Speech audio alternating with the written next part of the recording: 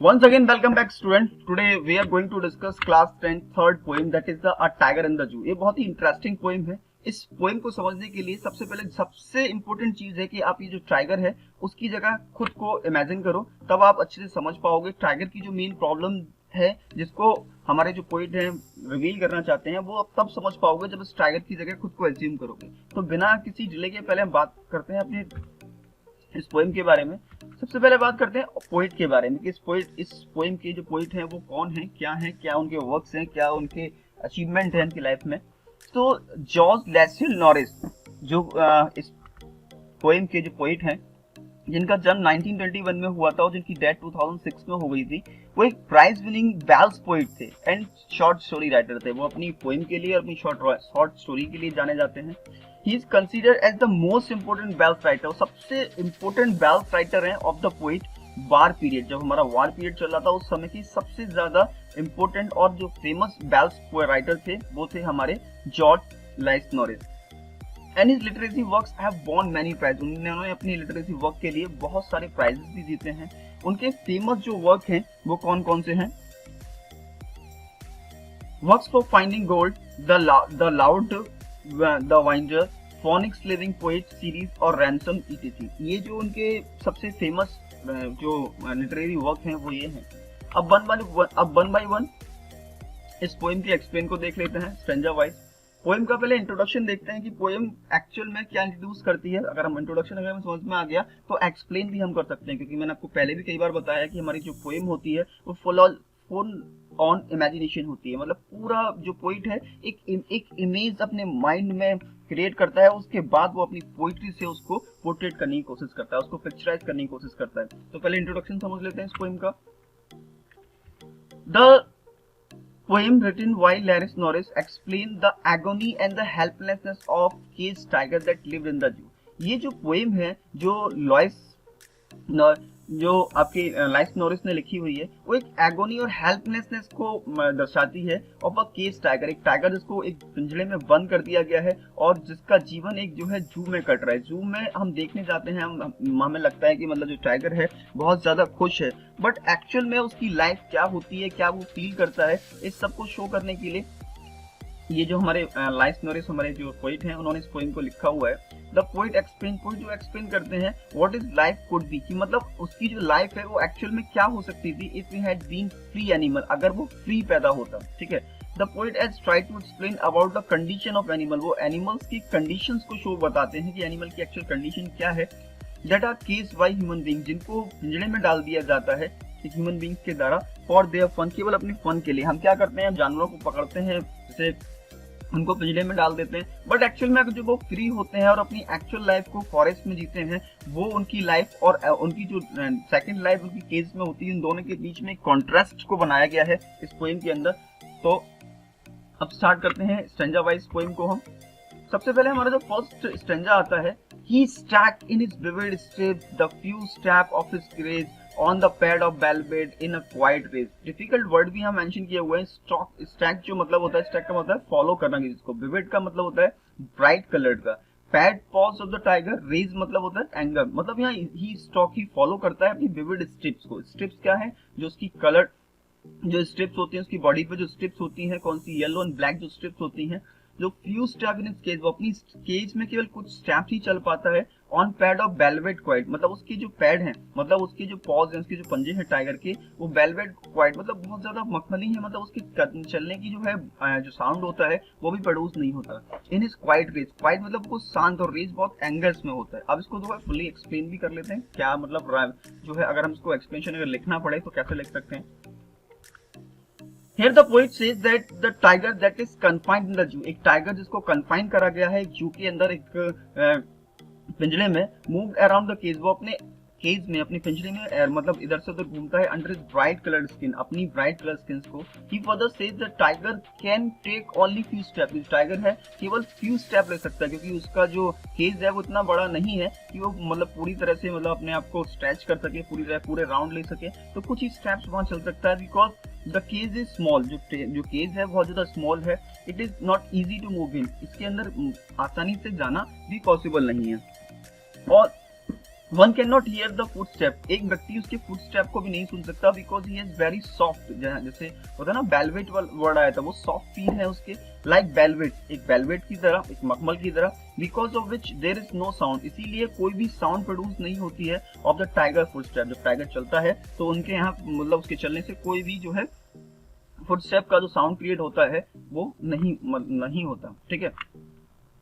The tiger try to control, जो tiger है वो कंट्रोल करने की कोशिश करता है एंगर, मतलब वैसे अगर टाइगर जो है अपने एंगर्स के लिए जाना जाता है, अपने गुस्से के लिए जाना जाता है, अपनी दहाड़ के लिए जाना जाता है, अपने रोड के लिए जाना जाता है, बाय क्वाइटली वॉकिंग। अब वो क्या कर रहा है, वो धीरे चुपचाप से वॉक करता रहता है इन इज लिमिटेड एरिया, अपने लिमिटेड एरिया में। In the case he is angry, वो बहुत नाराज है, because he is not free, क्योंकि वो जो है अब फ्री नहीं है, क्योंकि अब जैसे सपोज करो कि आपको भी एक रूम में बंद कर दिया जाता है, जहां बहुत छोटा सा एक रूम है, जहां केवल आप कुछ ही स्ट्रैप ले सकते हो, तो इस कंडीशन में आप क्या सोच रहे होगे, आप कैसे उस चीज को इमेजिन कर रहे होगे, आप क्या एक्सपीरियंस कर रहे होगे, आप क्या फील कर रहे होगे, आप उसको एक टाइगर से देख सकते हो। टाइगर जो है मतलब एक बहुत ही ज्यादा फेरोसियस एनिमल है, वो जाना जाता है जंगल में दौड़ने के लिए, जानवरों पर अटैक करने के लिए, अपना प्रे खुद से पकड़ने के लिए। अब वो हर चीज के लिए गुलाम बना हुआ है, उसको खाना भी भाई साहब प्लेट में रख के आता है, थोड़ा सा बॉक्स में उन्होंने थोड़ा सा मीट डाला और उसकी केज में डाल देते हैं, वो उसको खा लेता है और बेचारा इधर से उधर करता है। मतलब सेम कंडीशन अगर आप अगर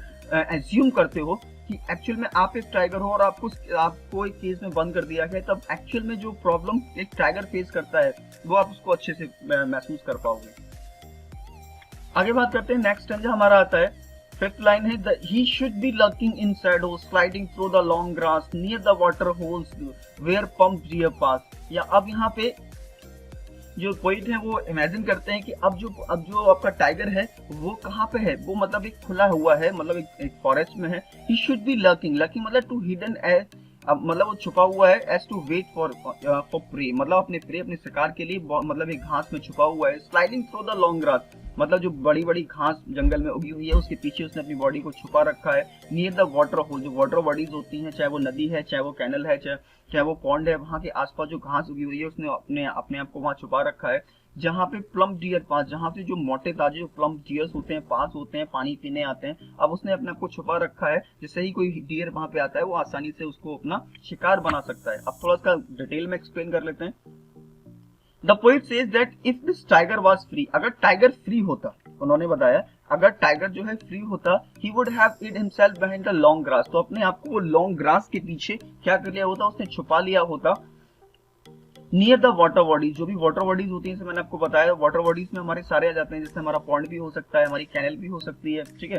सो that he could easily catch a deer, जिससे वो आसानी के साथ में एक डियर को पकड़ सकता है, in order to have it as its food, जिससे वो आसानी से फूड बना सके। चलो यहाँ पे एक इंटरेस्टिंग फैक्ट मैं आपको बताता हूँ। जैसे आपको पता है एक जो डियर होता है उसके भागने की स्पीड होती है लगभग 90 किलोमीटर पर आवर का, लगभग वो 90 किलोमीटर पर घंटे की स्पीड से भाग सकता है। वहीं एक टाइगर की अगर बात करें तो केवल 60 किलोमीटर प्रति घंटे के हिसाब से वो भाग सकता है। लेकिन फिर भी क्या होता है कि मतलब एक जो टाइगर है वो उसको अपना शिकार बना लेता है। इसके पीछे का रीजन जानते हैं, एक साइकोलॉजिकल रीजन भी है। मैं आपको थोड़ा साइकोलॉजी में यहाँ पे समझाता हूँ कि मतलब एक जो हिरन है वो लगभग 90 किलोमीटर प्रति घंटे के हिसाब से दौड़ सकता है, और वहीं टाइगर जो है 60 किलोमीटर से दौड़ता है। लेकिन फिर भी ऐसा होता है, पता है क्यों? क्योंकि बिकॉज ऑफ इट्स फियर, क्योंकि वहां पे क्या है, मतलब ये जो आपका डियर होता है वो इतना ज्यादा डरा हुआ होता है, क्योंकि वो अपनी जान बचाने के लिए बार बार पीछे देख रहा होता है, जिसकी वजह से उसकी जो स्पीड है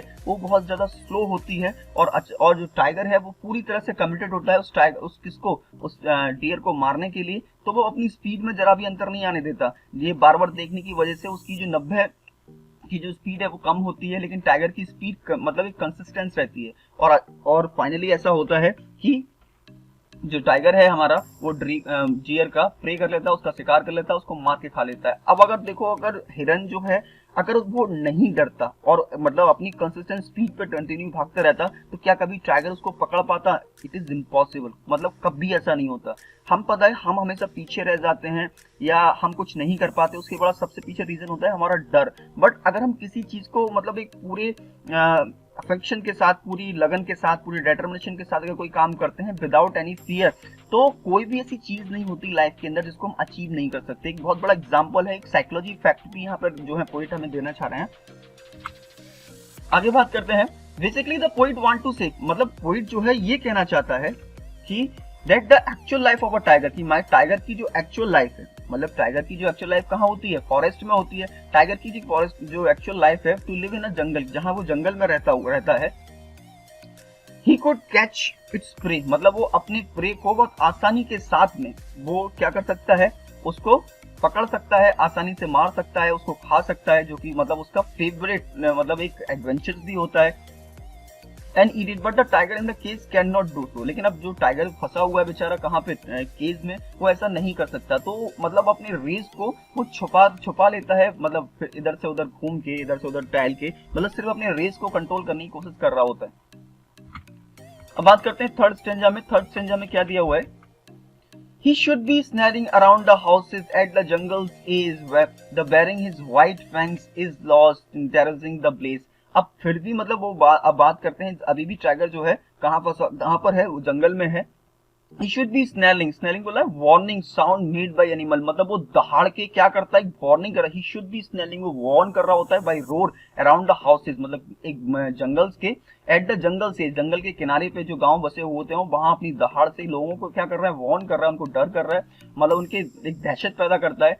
वेयरिंग हिज व्हाइट फैंग्स, मतलब अनकवर्ड करते हुए अपने व्हाइट फैंग्स को, मतलब अपने दांतों को, अपने क्लोजेस को, टेररिंग द ब्लेज, मतलब उन जो गांव के लोग हैं, जो आसपास के लोग रहते हैं और जो छोटे छोटे जानवर होते हैं, उनके अंदर एक डर पैदा करता है। अब इसको थोड़ा डिटेल में समझ लेते हैं क्या कहना चाह रहा है। The poet says that if the tiger would have been free, अगर टाइगर जो है फ्री होता, अगर टाइगर फ्री होता, ही वुड हैव स्नेल्ड, वो क्या कर रहा होता, वो दहाड़ रहा होता, अराउंड द हाउसेस, मतलब अपनी वॉर्न कर रहा होता, at located the outskirt of the forest, जो फॉरेस्ट के बाहर के इलाके में, मतलब फॉरेस्ट के एजेस पे, उनके किनारे पे जो लोग, जो घर बने हुए होते हैं, जो ब्लेजेस बने होते हैं, वहां पे वो क्या कर रहा होता, वो मतलब उसको वहां जाता और स्नेल कर रहा होता, उन सबको टेरराइज करने की कोशिश कर रहा होता, ठीक है। He would terrorize people, वो लोगों को डराता, उनके अंदर आतंक पैदा करता, विच इज शार्प टीथ, मतलब अपने शार्प टूथ की वजह से, एंड क्लॉजेस की वजह से। He would create fear, वो एक डर पैदा कर सकता था किस among the peoples living the blazes, जो ब्लेजेस के आसपास में जो लोग रहते हैं उनके अंदर वो अपना डर पैदा कर सकता। मतलब अगर ये तो एक मतलब यहाँ पर देखो लोग क्यों डरते हैं, मतलब टाइगर से क्यों डरते हैं, जब उसकी जो ये जो उसके टीथ हैं, जब वो मतलब किसी भी चीज को फाड़ सकता है, किसी भी कितनी भी मोटी से मोटी चमड़ी, वो एक हाथी तक को मतलब खा सकता है, मतलब उसकी सबसे ज्यादा जो चमड़ी है उसकी, हाथी की मानते हैं हम, बहुत स्ट्रांग होती है, वो हाथी तक को फाड़ सकता है। मतलब वहां लोगों को आतंक पैदा कर सकता था अपने शार्प टीथ दिखा के, अपने क्लॉजेस दिखा के। उसके एक क्लॉज का मतलब है कि आपकी पूरी बॉडी को एक बार में फाड़ सकता है। This would create the fear, ये जो चीज है वो फियर पैदा करती है अमंग द पीपल, लोगों के दिल में, ठीक है। अब बात करते हैं नेक्स्ट स्टेंजा की। नेक्स्ट स्टेंजा क्या कहता है, स्टेंजा 4 हमारा आता है 13th लाइन में, what he is locked in a concrete cell, his strength behind the wall, stalking the length of the cage, is ignoring budget. लेकिन अब वो फिर से मतलब उसको पॉइंट जो है शो करते हैं कि मतलब अब वो फिर कहाँ पर है, फिर से वो एक कंक्रीट सेल में हुआ है। कंक्रीट का मतलब है जैसे हम जो हमारे बिल्डिंग मटेरियल्स होते हैं, जैसे ब्रिक्स, हमारी ईंटें हैं, सीमेंट है, सैंड है, वाटर है, मतलब एक कंक्रीट सेल में वो लॉक्ड है। हिज स्ट्रेंथ, उसकी जो ताकत है वो मतलब बिहाइंड द बार्स, जो बार्स बने हुए हैं, जो जाल है जिसके मतलब जो उसका केज है, केज के जो वार्स बने हुए हैं, उसकी सारी स्ट्रेंथ उसके अंदर वह है। Stalking the length of the cage, stalking मतलब वॉक करता रहता है, फॉलो करता रहता है the length of the cage, ignoring visitors. अब सारे जो विजिटर्स हैं उनको वो इग्नोर करता है, उनपे देख के वो गुस्सा नहीं दिखाता, जैसे जंगल में लोग उसको देख के भाग जाते हैं, आतंक में आ जाते हैं। अब विजिटर आते हैं, उसके केज के पास में आते हैं, कोई उसको टीज करने की कोशिश करता है, लेकिन अब वो क्या कर रहा है, वो इग्नोर कर देता है सारे विजिटर्स को। इसको थोड़ा डिटेल में समझते हैं। Now the poet came to the reality of the tiger, अब टाइगर की रियलिटी को शो करता है, that is inside the cage, जो कि अब कहाँ पर है, केज के अंदर है। मतलब एक जो टाइगर है वो केज के अंदर है। he says that the tiger is confined, tiger को जो है कन्फाइन कर रखा हुआ है, कैद कर रखा हुआ है ना, strong cell which is made of the building material, जो बिल्डिंग मटेरियल से बनी हुई है जो केज, उससे वहां उसमें उसको कन्फाइन किया हुआ है, उसमें उसको कैद करके रखा हुआ है। अभी ये क्या है, टाइगर की एक्चुअल पोजीशन है, बट वहां पे जंगल में वो दहाड़ रहा था, लोगों को आतंक कर रहा था, वो उसकी रियल पोजीशन। लेकिन रियलिटी ये है कि टाइगर को कहाँ रखा हुआ है, एक कंक्रीट सेल के अंदर रखा हुआ है। He further says that as the tiger behind the wild, tiger है ये जो वाल्स के पीछे है, also his ferociousness is also behind the wall, उसकी जो जितनी ferocious है, उसकी जो इतना वो ferociousness के लिए जाना जाता है, अपनी भयानकता के लिए जाना जाता है, अब वो सारी की सारी जो ताकत है वो उसके पीछे आ गई है, किसके वॉल्स के पीछे आ गई है। He just stopped, वो सिर्फ केवल फॉलो करता है अपनी केस को, मतलब अपनी केस में टहलता रहता है। He never try to terrorise, वह लोगों को डराने की कोशिश भी नहीं करता। The beater because his power is restricted, क्योंकि अब उसकी पावर जो है वो रेस्ट्रिक्टेड कर दी गई है, उसको बाधित कर दिया गया, उसको बांध दिया गया है बाय द केस में। इसलिए he never try to terrorise, वो कभी कोशिश भी नहीं करता टेरराइज करने की the beater as the can not rat them, क्योंकि वो उन पर अटैक ही नहीं कर सकता, क्योंकि वो उस केस से बाहर नहीं जा सकता, इसलिए वो ट्राई भी नहीं करता। वो सिर्फ सिंपल सा बहुत साइलेंटली इधर से उधर टहलता रहता है। अब नेक्स्ट स्टैंजा और लास्ट स्टैंजा के बारे में बात करते हैं, जो हमारा फिफ्थ स्टैंजा है। He hears the last voice at night, the patrolling cars and stars with the brilliant eyes at the brilliant stars। यहाँ जो पोइट है वो बताते हैं he hears last voice at night, last जो वॉइस सबसे आखिर में जो वॉइस आती है वो जो सुनता है रात में, that is the patrolling car। Patrolling car जो गार्ड और विजिल्स करने के लिए जो कार्स हैं, मतलब आपने देखा होगा कहीं कहीं पे कुछ मतलब ऐसे चौकीदार हैं जो पहाड़ियां जिसकी हम बोलते हैं, वो मतलब बोलते रहते हैं जागते रहो। कहीं कहीं पुलिस जो है गश्त लगाती है, पेट्रोल करती है अपनी कार पे, तो पेट्रोलिंग कार्स की जो साउंड होता है वो उसको लास्ट में वो सुनता है। And stare with the brilliant eyes, और मतलब स्टेयर करता रहता है, मतलब घूरता है विद द ब्रिलियंट आइज, अपनी चमकती हुई आंखों से एट द ब्रिलियंट स्टार, जो चमकते हुए स्टार्स होते हैं उनको उड़ता रहता है। अब इसको भी थोड़ा एक्सप्लेन करते हैं डिटेल में।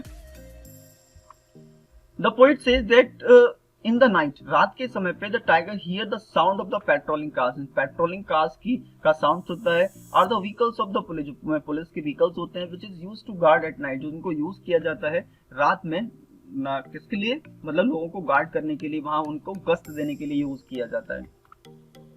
सो in the night the tiger hears the sound of the cars, car का साउंड सुनता है। He then stare the shining star, ये जो शाइनिंग स्टार्स हैं, मतलब अपनी ब्राइट आइज से वो क्या करता है, उन शाइनिंग स्टार्स को घूरता रहता है, उनको फोकस करता रहता है विद द स्माइलिंग आइज, उनकी जो शाइनिंग आइज होती हैं उससे वो उन चीजों को वो घूरता रहता है।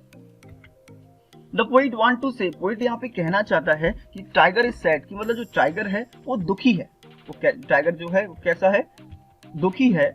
क्यों? And he is confined the cage, क्योंकि उसको केज में कन्फाइन करके रखा हुआ है, ठीक है।